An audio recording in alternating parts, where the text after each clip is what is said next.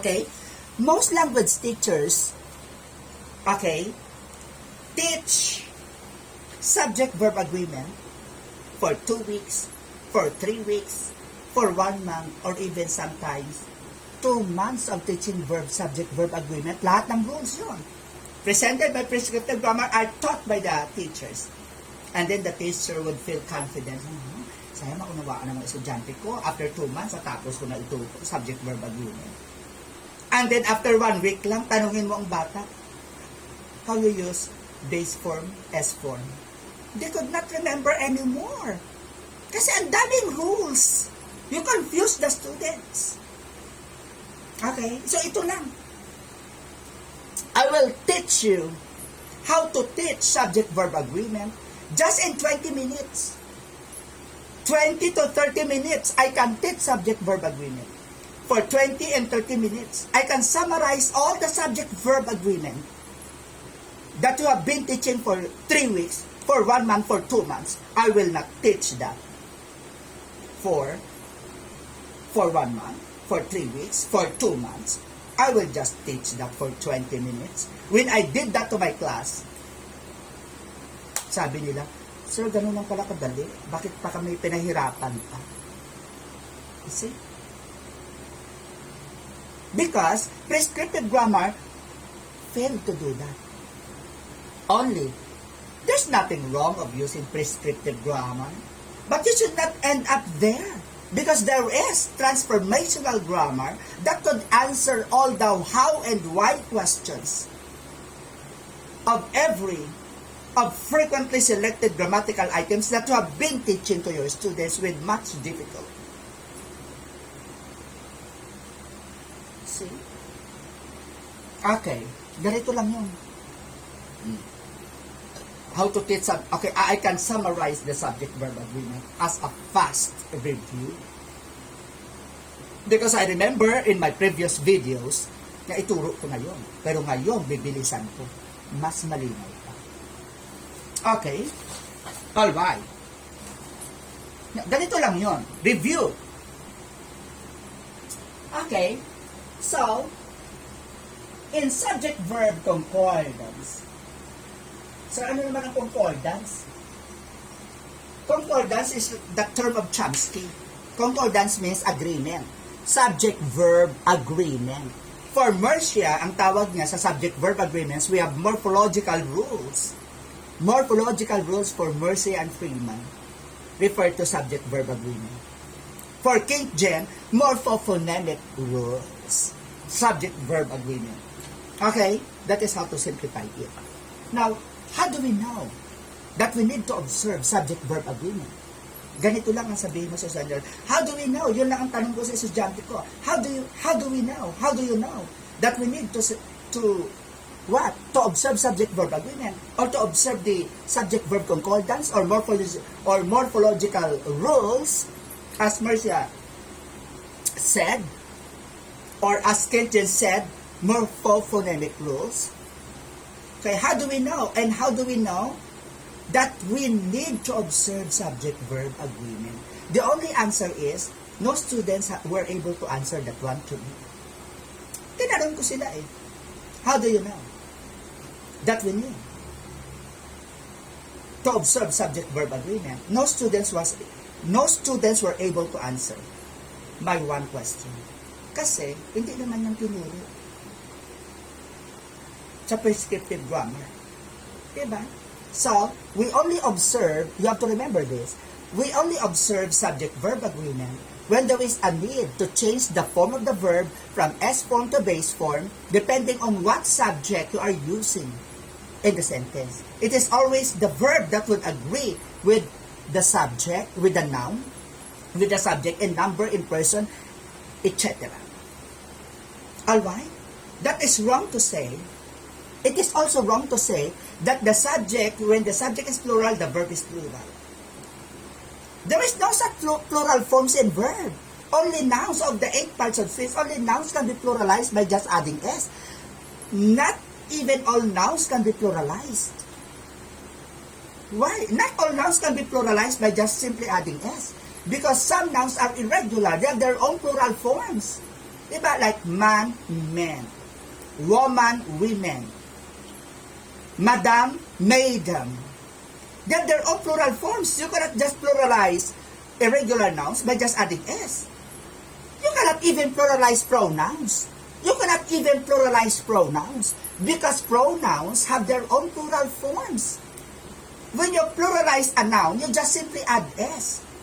That is how you pluralize it. For example, boy plus S equals boys. The S there is pluralizer that makes any noun plural, irregular noun, regular noun plural. Car plus S equals cars. The S added to a noun is a pluralizer S. But when you add S to a verb, that is not a pluralizer S. When you say walk, verb, walk plus S equals walks. The S added to a verb is not pluralizer S. Inflection nun, not pluralizer. Because there is no such plural form in verb. Verbs have inflections. Inflections means a change in the form of a verb. There are four inflectional forms. There are four inflectional forms in verb. The S inflection, walk, walks. The ing inflection, walk, walking. The ed inflection, walk, walked. The ed inflection for irregular verb, write, written. Speak, spoken. See? So when you add S to a verb, that is not a plural or singular form. Because when you say, she walks, they walk. One verb lang yun. No plural. Okay? You only pluralize nouns, not verbs. Okay? The S added to a verb is not a pluralizer S. That is inflection, a change in the form of the verb, a change in the face of the verb. Okay? Now, for example, you say, boy plus S equals boys. Makulit ako. Okay? And then car plus S equals cars. Okay? The S added to a noun is a pluralizer. Pluralizer S. But when you say walk, okay, plus S equals walks. Ayan. That is inflection. S inflection. You say, he walks. They, plural, walk. Okay? Boys walk. Boy walks. Ayan.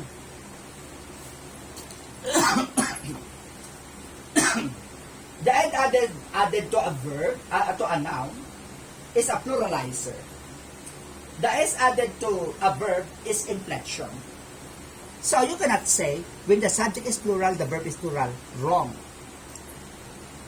Diba? That is a wrong answer. Except in the auxiliaries, you say, use am with I. Okay? Use are with all the plural nouns. And then, you and they, we. Use are, except I, am. Diba? And then use is with he, she, it. And any singular noun. He is, she is, it is. John is, Joe is. Okay? Exciting, sad, happy. See? Okay, so I have to summarize now. Now, the only problem for the teaching of subject-verb agreement is this. To generalize, okay, the subject-verb agreement is that, the agreement is that between the base form run and then the S form runs. Okay, so you summarize it. Okay. How do you summarize it? This is your base form. This is your base form, and then the S, okay, the S inflected form of the verb. Okay, this is the base form without S. Okay, use base form. This is how you make a conclusion and summary. Okay, use base form with the following subjects are first person singular I, first person singular I, second person singular or plural you. You can be singular plural. For example, you are my friend, singular. You are my friends, plural. Okay? And then we, and then they. Okay. Use base form of the verb when the following subjects used in your sentence are first person I, second person you, first person plural we, okay, third person plural they, second person singular or plural you, first person singular I. So you use the base form with this subject when they happen to be the subject in the sentence. And conclusion. And any plural nouns. Okay. And any plural nouns such as what? Such as the boys with S, the cars with S. Okay. The cars, machines with S. Okay. Dogs with S. Okay. You say John, let's say Ramesh, of course, and Joe, dalawa sila, plural. Ramesh and Joe, lions, with S. Okay. From I, again, I have to say it clear, to summarize the subject-verb agreement. We use the base form when the following subjects used in the sentence are I, you, we, they, and any plural nouns. Like the boys, the cars, machines, dogs, Ramesh and Joe, and then lions. And then you say, runs. Run fast. Ayan. So ayan, base form, run fast.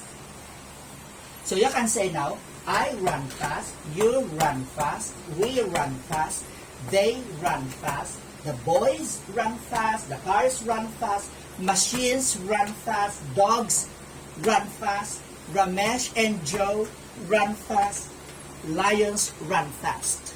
Yeah, that is how you summarize it. What about in the S-inflected form?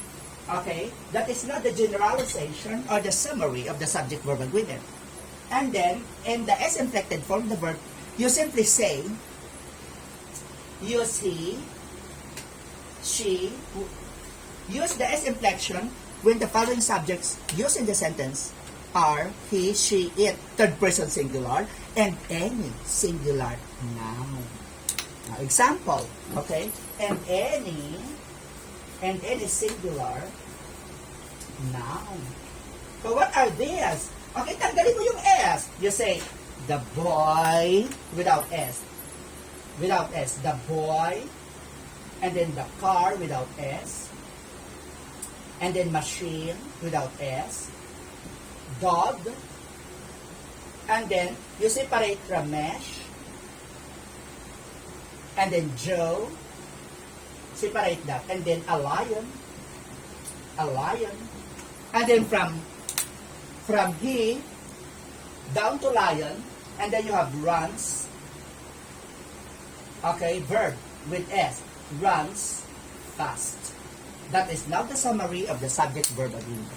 Okay, runs fast. Okay, so he runs fast, she runs fast, it runs fast, the boy runs fast, the car runs fast, machine runs fast, dog runs fast, Ramesh runs fast, Joe runs fast, and then a lion runs fast. Okay. Now, sir, what if we change the verb into a simple past? Okay, simple past. For example, walk. Simple past. Walked. When the verb is past tense, then there is no need to observe subject-verb agreement. Because whatever subject you are using, the form of the verb is static, not changing. So you can say, I walked. We walked. Okay? He walked. She walked. Or the past tense of run is ran. A-N. Okay? A-N. Ayan. The past tense is ran. R-A-N. Okay? So, when you use past tense, whatever subject you are using, the form of the verb is static, not changing. So, there is no need to observe subject-verb agreement. Okay? Except in the auxiliary. Okay? The auxiliary is, okay, madali lang yun. So, you would say in here, you summarize. Okay?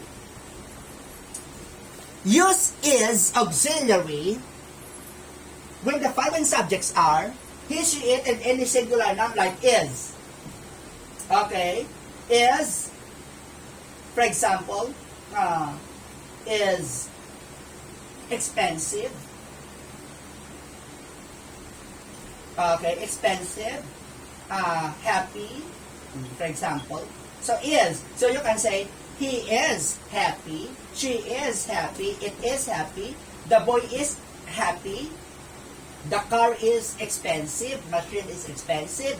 Dog is expensive. Ramesh is happy. Joe is happy. A lion is expensive. Ayan. So, that is the subject-verb agreement. In here, okay, in here, except the I, use am. Alright? For I, that is the summary. For I, you use am. And the rest, from you to we, and then any plural noun, use are. Am I right? You would say happy. Okay, let's say expensive. Ayan. So, the subject-verb agreement. So, ayan. So, you would say, I am happy. I am happy. And then, all the rest are.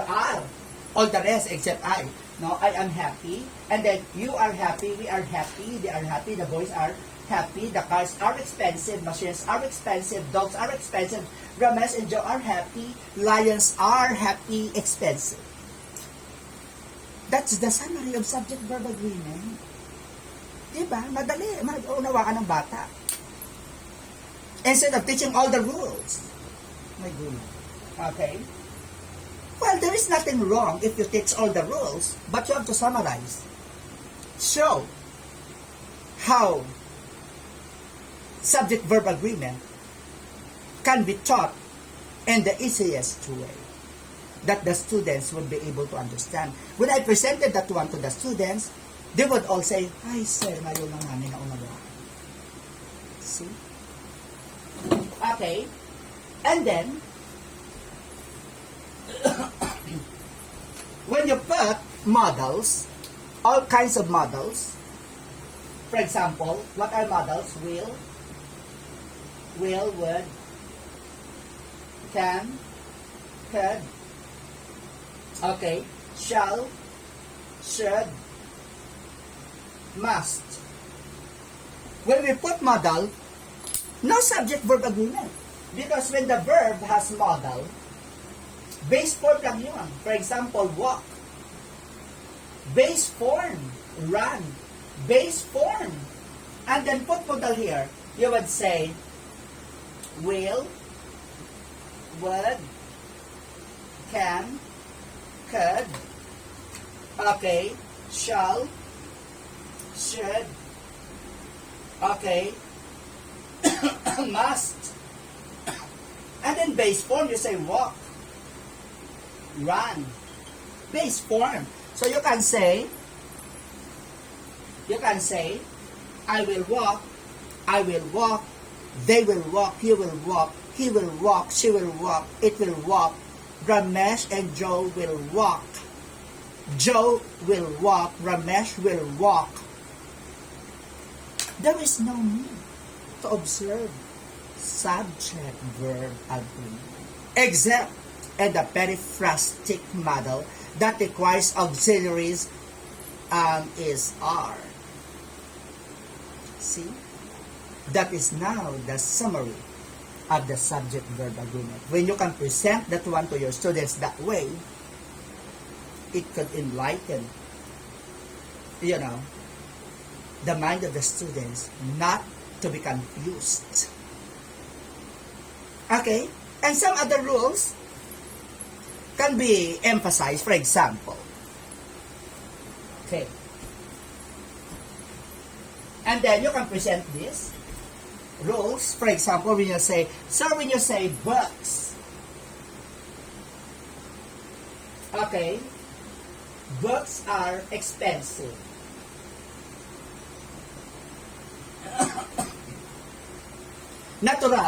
Naturally, this is your noun PL, plural, noun plural, and then you use R. Okay? But when you say, reading books, and then you say,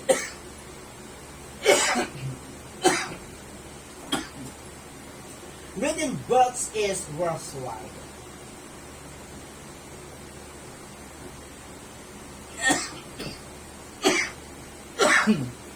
That is the agreement. Okay? You say books are, but when you say reading books is, because your subject now is no longer a book but an act of reading a book. Okay? This is now your gerundial phrase. Okay? Your gerundial phrase, okay, reading is your subject. Gerundial phrase functions as the subject. When you say books are, but you say reading books is. Bakit is, sir? MIS yung verb. Because you are no longer referring to books themselves, but you are referring to an act of reading books. That is why reading books is. Because you are no longer merely referring to books, but you are already referring to an act of reading books. That is why reading books is. That is how you explain to your students. Okay. Now, for example,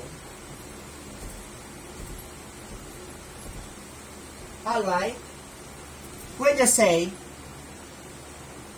okay, when you say,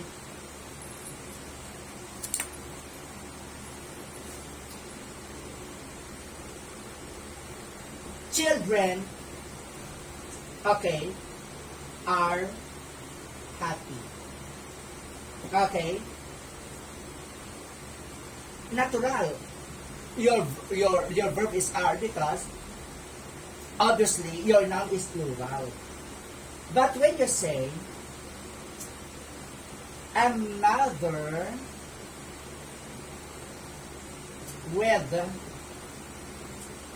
her children is happy. Why is? May children naman dito. Because your real subject is mother, you're not. Okay? Why? Okay, how would you explain that one to your student? Because when is your preposition yan. And then your her here is your determiner. And then your children here is now plural. And then when you add, you say, determiner plus noun plural equals noun phrase. Bring down preposition. Preposition plus noun phrase equals prepositional phrase. Prepositional phrase yan, which is a part of a noun phrase. Prepositional phrase doesn't affect the subject-verb agreement. That is how you explain to your student. Okay? So, ito ay preppy. Prepositional phrase that functions adjectivally. Kaya nga tinawag sa na adjectival phrase. If the prepositional phrase is a part of a noun, modifying a noun, then it functions adjectively. Kaya nga tinawag na siya na adjective or adjectival phrase because it modifies the word, the noun mother, which is that functions as a subject in the sentence. So, prepositional phrases doesn't affect the subject-verb agreement. That is how you teach. Okay? And then your here is determiner. Okay, you add determiner plus noun equals empty noun phrase. Okay? Function. So noun phrase here is your subject. And then your is here is your verb. It functions as a linking verb because it links the noun with other word like adjective. Okay? So adjective here as your complement. Why complement? It completes the sentence. Kaya SLVC pattern. So, you identify first the parts of speech. Saka mo sabihin na SLVC pattern mo. Isa-isahin mo. Okay? So, yan. So, that is the summary. You see, I was able to, I just have been able to teach you subject-verb agreement just in 20 or 30 minutes, not in 2 weeks. But you got the summary, the whole of it. Next time, I have to continue discussing. Now, I have to have my live stream. All you need to do is to ask me questions. Okay? Goodbye. Thank you so much.